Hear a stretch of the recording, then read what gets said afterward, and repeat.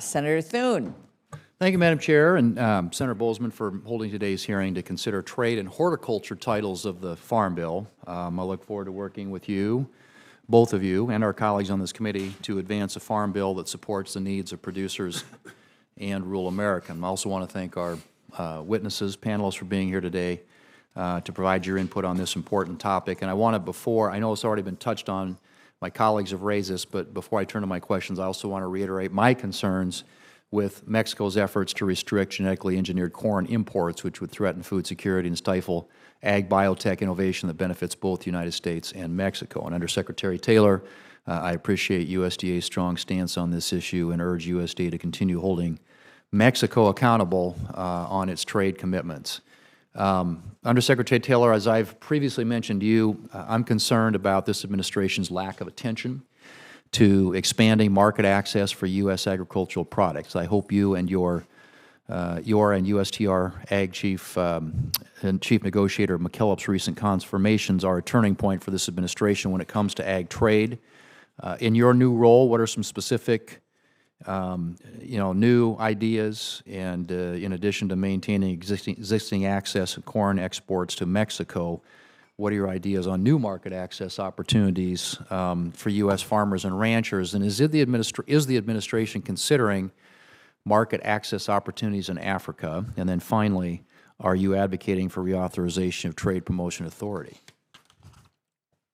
Senator, thank you for those questions. So I think first and foremost, one of the areas that is a priority for me coming into this role is looking at market diversification. Obviously, the People's Republic of China is our largest single agricultural market, but we all saw what an over-reliance on any single market can mean. So looking to help our agricultural exporters, our farmers and ranchers, identify new markets is really critical. I look to a couple different regions of the world first. I think South Asia is a really exciting opportunity. I think about countries like Vietnam, when they have some of the highest macroeconomic growth projected in Asia. They also have an expected 5 million middle-class households going to come online in the next 5 years. So we have an opportunity today and early on to create consumers, lifelong consumers. Their population is also relatively young, so lifelong consumers of American agricultural products. I think there's a lot of potential and exciting opportunity there.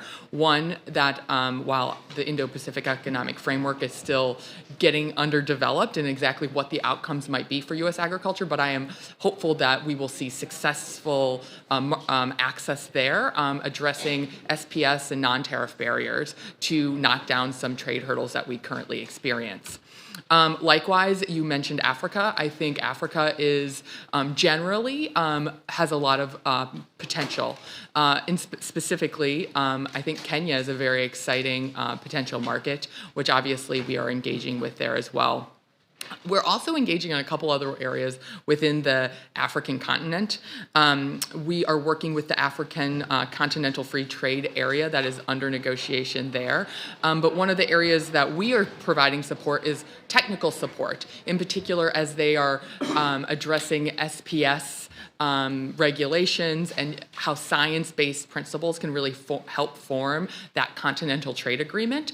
And the U.S. is providing that technical support, which will also benefit our agricultural producers. So I think there is a significant opportunity on the African continent as well. Well, let me just say, and again, by way of IPEF, and I couldn't agree more that the way to isolate China is to do it economically, and that has obviously in that region of the world a lot of national security implications as well.